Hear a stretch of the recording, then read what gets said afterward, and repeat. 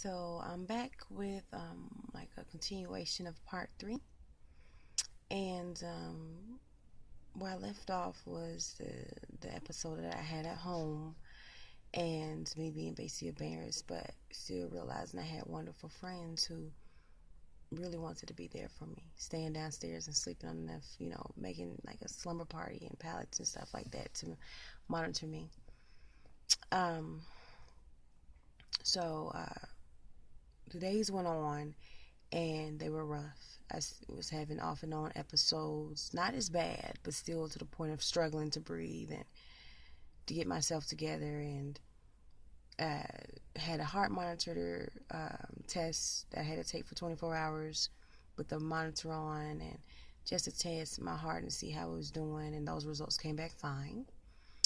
And then the next thing I had to do was to uh, do a camera peel, which I took because they wanted to see if I was leaking inside. Something was leaking inside of my duodenum, inside my stomach, and that came back fine. No issues with that. And so did a follow-up appointment with my doctor, or where I thought my doctor was going to be there. And so I get there to the VA to do my doctor's appointment. This is basically, at this point, it's January of this year, 2017. And I get there, and my doctor is not there. They tell me that my doctor, who I had for almost 2.5 years now, transferred to another hospital. So I was extremely pissed because our plan was for me to, when I recovered, because I hadn't been doing my iron infusions because they was afraid of me going back in shock. And so I really, really struggled without my infusions after, my iron and my ferritin bank and kind of started dwindling down. And so I went there, and they told me my doctor was going to be there.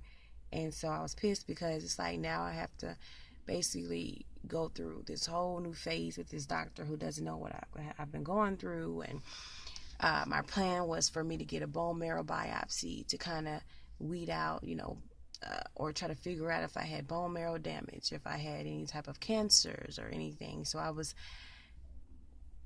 nervous, but I was anxious to find out because it's been a long journey.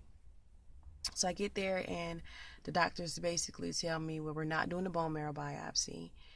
They try to say, oh, you're just anemic, which no, I have an inability to absorb iron, and that's a big issue. Went through all the tests and stuff, and they couldn't figure out what was going on. So at this point, the bone marrow biopsy was the next thing. To the point where my doctor said it as a plan, and even my GI doctor said that it was the next step, that was a plan. And so this new doctor and her nurse practitioner comes and says, well, bone marrow biopsy, has nothing to do with your malabsorption of iron. Okay, mind you, I've done ample amount of research, and it has to do with your bone marrow. Like, your bone marrow will tell you what's going on, and a biopsy will tell you exactly what's going on. And so at that point, I was just pissed. Like, I've never really spazzed out on a doctor, but that was the day that I spazzed out, because you're not going to sit here and tell me that what I've researched